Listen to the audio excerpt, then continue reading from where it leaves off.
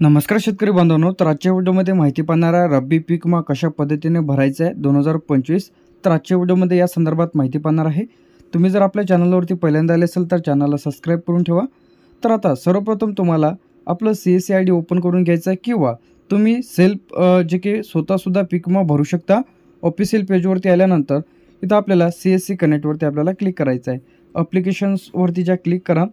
ॲप्लिकेशन्सवरती click केल्यानंतर आता आपल्याला अशा प्रकारचं दिसेल. सर्वप्रथम यामध्ये खरीप रब्बी सर्वच आहे. जुनेसुद्धा तुम्ही चेक करू शकता. पीक विम्याचा फॉर्म अप्रूव्ह झाला का, पेंडिंग आहे की रिजेक्ट आहे. सर्वप्रथम फिल्टरवरती जाऊन आपला स्टेट इथं सिलेक्ट करा, महाराष्ट्र. त्यानंतर इथून तुम्ही 2024 आणि 25 त्यानंतर 24च देखील सर्व अपडेट्स चेक करू शकता. तर आपल्याला 2025 रब्बीवरती सिलेक्ट करायचं आहे.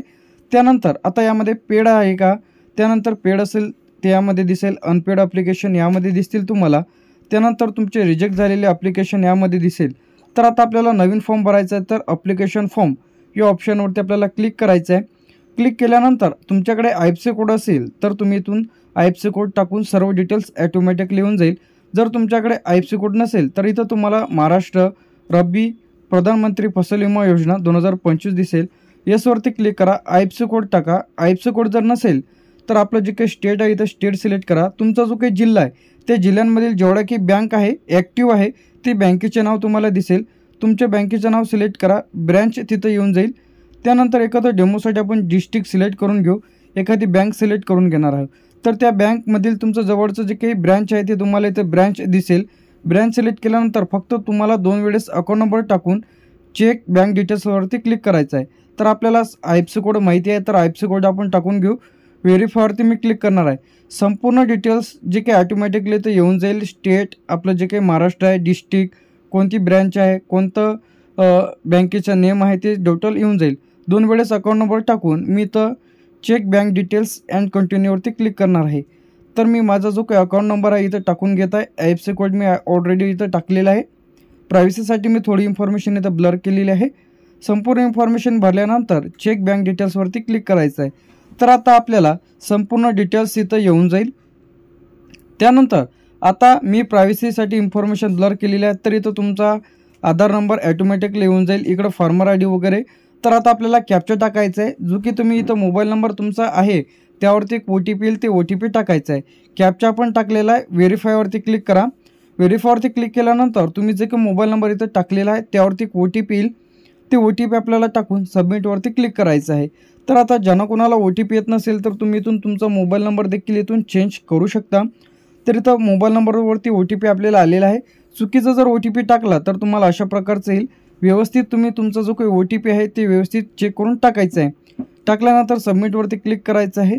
त्यानंतर इथं सेव्ह अँड कंटिन्यूवरती क्लिक करायचं आहे. क्लिक केल्याच्यानंतर आता तुम्हाला तुमचे जे काही फार्मर ID आहे ते तुम्हाला इथं खाली दिसेल. त्यानंतर आपला जो काही डिस्ट्रिक्ट आहे ते सिलेक्ट करा. तुमचा तालुका, तुमचं सर्कल कोणतं येते ते सिलेक्ट करा. ग्रामपंचायत कोणती येते ते तुम्हाला सिलेक्ट करायचं आहे. तर इथं आपण संपूर्ण डिटेल्स चेक करून घेऊ. त्यानंतर डिस्ट्रिक्ट, तालुका, सर्कल आपलं, ग्रामपंचायत कोणती आहे आणि विलेज कोणते आहे ते तुम्हाला इथं सिलेक्ट करायचं आहे. संपूर्ण डिटेल्स टाकल्यानंतर आता इथं आपल्याला खाली यायचं थोडं. तर तुम्ही जे काही संपूर्ण डिटेल्स टाकल्यानंतर इथं तुम्हाला ॲटोमॅटिकली तुमचं येऊन जाईल. त्यानंतर गव्हाचा भरायचा आहे की हरभरा तुम्हाला दिसेल. जे की चणाचा भरायचा आहे की गव्हाचा, तर तुम्हाला इथं तारीख सिलेक्टचं एक ऑप्शन येईल. तुमची जे काही तारीख आहे ती तारीख इथं सिलेक्ट करा. त्यानंतर फक्त आता 3च जिल्ह्यांमध्ये इथं सुरू झालेलं आहे जे की रब्बी पीक विमा. तर दुसऱ्या जिल्ह्यांमध्ये जसं काही रोल आउट होईल त्याबद्दल आपल्या चॅनलला अपडेट मिळेल. सर्व नंबर टाका, खाते क्रमांक टाका, व्हेरीफाय करा. लागते तेवढं क्षेत्र टाका. ॲड क्रॉप सर्वेवरती क्लिक करायचं आहे. त्यानंतर इथं तुम्हाला तुमचा जो काही डॉक्युमेंट्स आहे 7/12, बँकेचं पासबुक, त्यानंतर पीक पेरा, स्वयं घोषणापत्र इथं अपलोड करायचं आहे आणि प्रिव्ह्यूवरती क्लिक करून चेक करायचं आहे. तर आता फॉर एक्झाम्पल आपल्याला दुसरं टाकायचं आहे चणा. तर इथं आपल्या जे काही चणा आहे इथं चणा सिलेक्ट करायचं आहे. व्हेरीफायवरती क्लिक करा. इथं लागते तेवढं क्षेत्र टाका. तर इथं चणा सिलेक्ट करायचं आहे.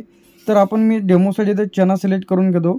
त्यानंतर डेट आहे, डेट तुम्हाला इथं टाकायची आहे, कोणत्या तारखेला तुम्ही लागवड केलेली आहे. त्यानंतर ओनर स्वतः येईल. सर्व नंबर टाका, खाते क्रमांक टाका, व्हेरीफायवरती क्लिक करून अशा पद्धतीने तुम्ही भरू शकता.